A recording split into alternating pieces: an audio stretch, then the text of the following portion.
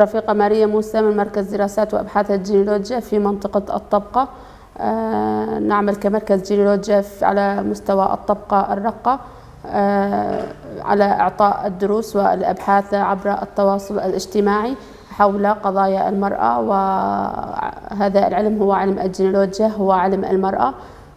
طرحه القائد عبد الله أوجلان ب 2008 في كتابه سيسيولوجية الحرية، وهو علم اجتماع بديل عن علم الاجتماع الحالي، ويعتمد على الحياة الندية التشاركية بين الرجل والمرأة. وفي عام 26/10/2020 قمنا بافتتاح المركز. واجهنا كثير من الصعوبات، ولكن وصلنا تقريبا إلى المستوى الذي نحن فيه. غايتنا من هذا العلم تنوير طريق المرأة، الوقوف مع المرأة بشق طريقها بنفسها وأخذ حقها وإبداء رأيها، والتغلب على العادات والتقاليد البالية التي قامت بقمع المرأة لحد يومنا هذا. ومن ضمن تأسيسنا للمركز قمنا بالزيارات بين المؤسسات والمراكز والنقاش حول ما هو علم الجينيولوجيا، وتقديم الكتب كمجلة الجينيولوجيا وتوجيهات القائد عبد الله أوجلان للتعرف المجتمع على هذا العلم. وقمنا بدخولنا بالأكاديميات العامة والخاصة بإعطاء الدروس والمحاضرات ليتعرف المجتمع على هذا العلم. نحن كمركز دراسات وأبحاث الجينيولوجيا من خلال إعطائنا للدروس في الأكاديميات العامة والخاصة هناك إشارة استفهام، وخصوصا من قبل الرجل: ما هي الجينيولوجيا وما هو علم المرأة؟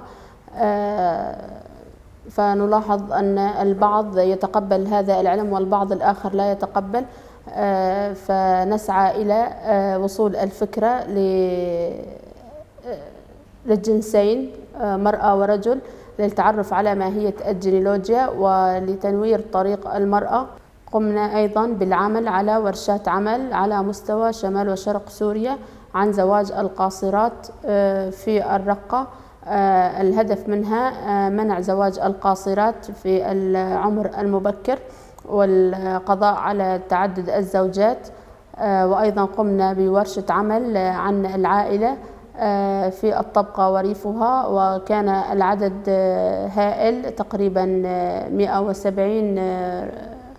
وأيضا قمنا بتوزيع مجلة الجينيولوجيا وتوجيهات القائد عبد الله أوجلان، فكان العدد تقريبا 45 كتاب في مهرجان للشبيبة بالتعاون مع الشبيبة. ونقوم بالبحث عبر التواصل الاجتماعي لحل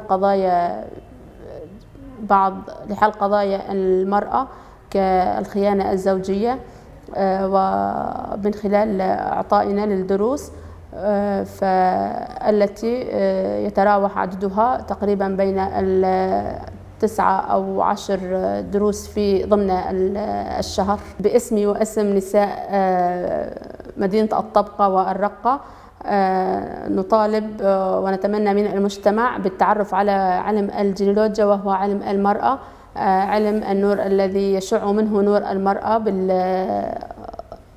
بالقضاء على العادات والتقاليد البالية من قتل وتعنف ضد المرأة وزواج قاصرات وتعدد الزوجات. ونتمنى من المجتمع بأكمله بالدخول إلى كتب الجينيولوجيا والمجلات وتوجيهات القائد عبد الله أوجلان للتعرف على هذا العلم لكي ينصلح المجتمع بأكمله.